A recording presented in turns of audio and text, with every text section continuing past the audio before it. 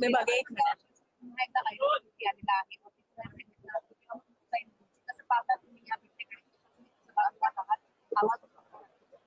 परवाच्या ज्या दोन घटना झाल्या, एक पुण्याची आणि कालची मुक्ताई नगरची. पुण्याच्या घटनेने अतिशय वेदनादायी अशा या दोन्ही घटना आहेत. पुण्याच्या घटनेमध्ये पुन्हा एकदा एसटी बंद पडलेला एसटी आणि त्याचा होणारा दुरुपयोग किंवा एसटी मधून प्रवास करणाऱ्या महिला प्रवाशांची सुरक्षितता हा प्रश्न ऐरणीवर आलाय. यामध्ये तात्काळ परिवहन मंत्री त्या ठिकाणी प्रताप सरनाईकजी यांनी एक एसओपी बनवली. त्या अनुषंगाने काम चालू झालेलं आहे. आम्ही सुद्धा महिला म्हणून त्यांना काही सूचना दिल्या होत्या. त्या सूचना सुद्धा मान्य झालेल्या आहेत. येणाऱ्या दिवसात एसटी मधील प्रवास महिलांचा आणि मुलींचा सुरक्षित आणि सुखकर कसा होईल यासाठी सरकार प्रयत्न करतंय. यामधल्या आरोपीला सुद्धा अटक झालेली आहे.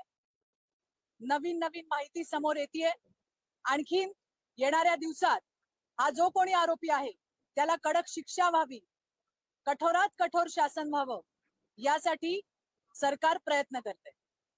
कालची जी घटना घडली ही अत्यंत दुर्दैवी घटना आहे.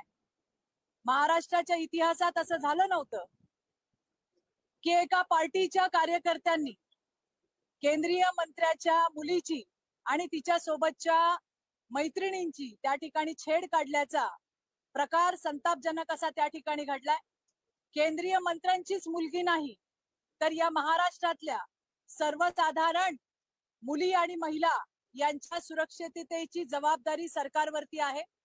कालच्या घटनेमध्ये दोघा तिघांना अटक झाली असं मला सकाळी कळलंय. आत्ताचं स्टेटस मला माहित नाही, परंतु मला विश्वास आहे काही तासांमध्ये जे आरोपी आहेत त्यांना अटकही होईल आणि त्या ठिकाणी त्यांना कठोर शासनही होईल.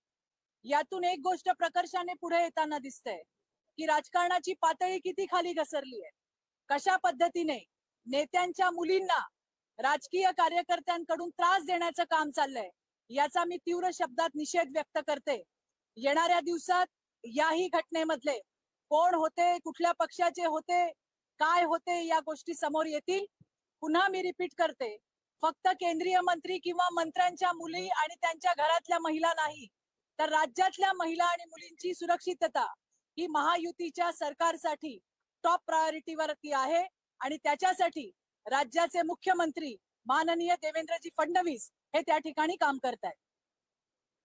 Thank you. हमने देखा कि किस प्रकार से बहुत ही शर्मनाक घटना पूना में घटी और उसके बाद एसटी से प्रवास करने वाली जो कम्यूटर्स है, महिला और बच्चियों का बहुत बड़ा सुरक्षा का मुद्दा सामने आया है. इसमें जो आरोपी है वो पकड़ा गया है. महायुति सरकार के लिए महिला और बच्चियों की सुरक्षा टॉप प्रायोरिटी पे है. परिवहन मंत्री प्रताप जी सरनाईक इन्होंने तुरंत दूसरे दिन एसटी में प्रवास करने वाली माता और बच्चियों के लिए एक एसओपी बनाई सुरक्षा की. हमने भी कुछ सुझाव हमारे दिए थे. मुझे खुशी है वो सारे सुझाव मान्य हो गए हैं और जो भंगार में पड़ी हुई बसेस थी वो हटाने का काम चालू हुआ है. बहुत सारे और कड़े कानून बनाए गए हैं जिसके तहत ऐसे अपराध हम रोक सकेंगे. कल की जो घटना हुई जिसमें देश की केंद्रीय राज्य मंत्री, इनकी बेटी और उनकी जो सहेलियां थी उनको छेड़ा गया, उनको वहां पे तकलीफ दी गई. मैं ये स्पष्ट करना चाहती हूँ कि कोई मंत्री ही नहीं, इस महाराष्ट्र की सर्वसाधारण महिला, सर्वसाधारण बच्ची हमारे लिए बहुत महत्वपूर्ण है और सभी के सुरक्षा की जिम्मेदारी ये सरकार की है. इस घटना में भी मुझे ये कहते हुए बड़ा दुख होता है कि राजनीति कितने निचले स्तर पे ओछी राजनीति हो रही है. ये राजकीय पार्टी के कार्यकर्ता थे. ये कौन से पार्टी के थे, क्या थे, ये आने वाले दिनों में स्पष्ट हो जाएगा. जो आरोपी थे वो पकड़े गए हैं और 2-4 बाकी है वो भी जल्द पकड़े जाएंगे. इस प्रकार की छेड़खानी ये महाराष्ट्र में बिल्कुल भी सही नहीं जाएगी. फिर से मैं रिपीट करती हूँ, सिर्फ मंत्रियों के नेताओं के घर की महिला और बच्चियां हमारे लिए महत्वपूर्ण नहीं है।